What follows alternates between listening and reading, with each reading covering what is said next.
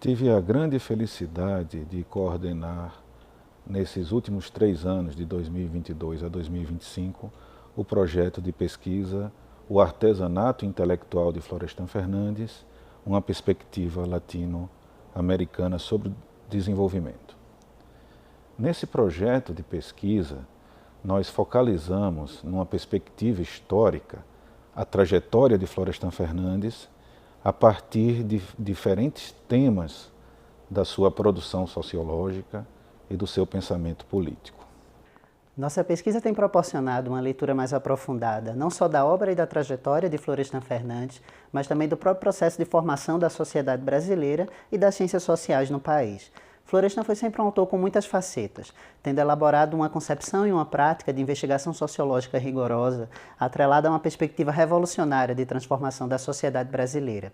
Isso se revela em diversos momentos da sua obra, seja na escolha dos seus temas de investigação, nos seus procedimentos metodológicos de pesquisa e também nas suas variadas formas de atuação no espaço público, como sociólogo, como publicista, como deputado, sempre em diálogo com os interesses das camadas sociais populares e dos movimentos sociais. Bom, desse grupo eu sou o mais idoso, né? Minha trajetória tem sido junto aos movimentos sociais, mas o interessante é que eu fui descobrir aqui, a partir dessa pesquisa, a análise que Florestan Fernandes faz do movimento negro da década de 20 a 48, que é pouco explorado, inclusive na literatura sobre movimentos sociais.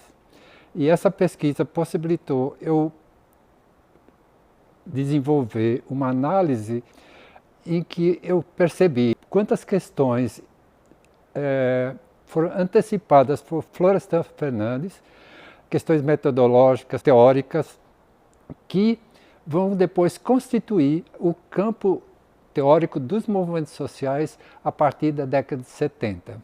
Estudar e pesquisar a obra de Florestan Fernandes é fundamental porque ele nos ensina não só sobre a história e a estrutura da formação social brasileira, mas também nos ensina a ter um modo de olhar sobre o Brasil contemporâneo. Primeiro, porque ele sempre pensou o Brasil vinculado a uma história global, né? E por isso pensou em sua obra como o nosso início como colônia, como um país marcado pela escravidão, né? Continua a se atualizar essas estruturas no nosso presente das mais diversas maneiras. E em segundo lugar, Florestan nos ensina a pensar o desenvolvimento e o subdesenvolvimento de uma maneira propriamente sociológica, integrada, né?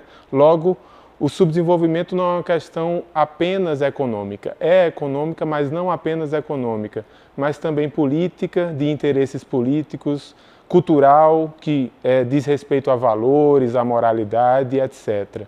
Em poucas palavras, eu diria que a minha experiência desse projeto de pesquisa adquiriu o sentido de um verdadeiro convite à leitura diacrônica da obra de Florestan Fernandes. Essa leitura parte de uma compreensão do caráter processual e artesanal do pensamento do autor, atenta às continuidades e descontinuidades inscritas em seu exercício de elaboração teórica e conceitual, sempre sujeito a revisões críticas, ao abandono de conceitos, a reformulações teóricas e a construção de novas categorias interpretativas. Trabalhamos diretamente na biblioteca de Florestan Fernandes, pesquisando suas anotações à margem dos livros, sua marginália, para compreender como suas ideias foram surgindo a partir da crítica do pensamento produzido no Brasil, na América Latina, na Europa e Estados Unidos, tanto do ponto de vista das ciências sociais, quanto do ponto de vista do debate político. No contexto do projeto, nós buscamos identificar o percurso desses conceitos no conjunto da obra de Florestan Fernandes, bem como as suas condições de emergência e de atualização. Nesse sentido, o recurso à pesquisa documental no acervo Florestan Fernandes foi fundamental para a reconstrução desse percurso, permitindo acessar, entre outras coisas, os bastidores dessa produção intelectual.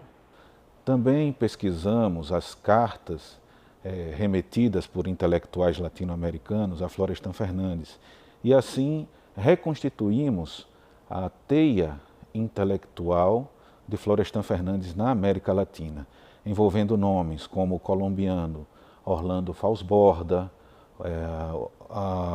o argentino José Nun, que foi amigo do Florestan Fernandes na Universidade de Toronto, Orlando Albornoz na Venezuela, Gerard Pierre Charles no Haiti, Roberto Fernandes Retamar de Cuba, Julio Le Riveran também de Cuba e vários outros. Uma teia intelectual muito vasta na América Latina. Então, a possibilidade de acesso a esse acervo de Florestan Fernandes, além de possibilitar a pesquisa de sua obra, permite também pesquisar a literatura que ele usou, seus apontamentos e ter acesso, inclusive, do material empírico que ajuda a perceber de como se formou o pensamento de Florestan Fernandes e que não é um pensamento estável, mas sempre em mudança, conforme ele vai desenvolvendo sua pesquisa. Encontrei no fundo Florestan Fernandes livros planejados com os nomes de seus prováveis respectivos organizadores, mas que não foram publicados. Numa lista pouco exaustiva, havia nomes como Emílio Willems, Fernando de Azevedo, Antônio Cândido, Gilberto Freire, Paulo Freire, na esfera do pensamento social brasileiro. O Antônio Cândido, no documentário Últimas Anotações, né, ele começa com quase um meia-culpa do Antônio Cândido. E esse meia-culpa que ele faz é dizendo que a geração dele tinha falhado em relação a perceber a importância da questão racial na sociedade brasileira. E ele faz toda uma reflexão sobre a própria história, né, da sua família, como uma família, parte da família que tinha enriquecido com o tráfico negreiro, etc. Mas o Florestan faz parte dessa geração, e sobre ele nós não podemos falar isso. Florestan não está em dívida, muito pelo contrário, está num saldo. Nós é que estamos em dívida em relação à obra do Florestan Fernandes. Dentro dessa perspectiva, eu tenho me dedicado particularmente à investigação do processo de elaboração teórica em torno da noção de dilema racial, que foi desenvolvida pelo autor ao longo de décadas de pesquisa.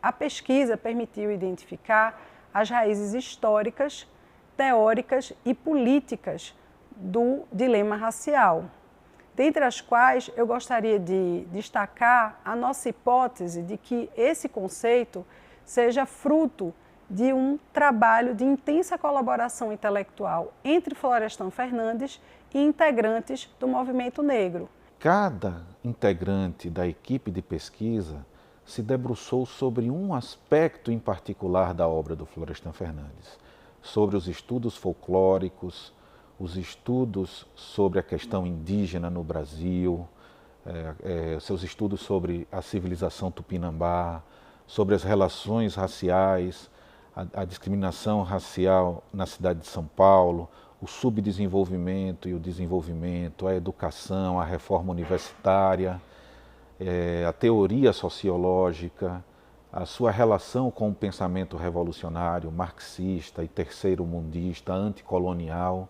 e resgatando aquilo que ele chamava de artesanato intelectual como um exercício de autonomia crítica na construção de um saber sociológico adaptado às questões brasileiras e latino-americanas. E o que ela pode inspirar a nossa produção política e a nossa produção intelectual, bem como as nossas reflexões atuais sobre o Brasil contemporâneo.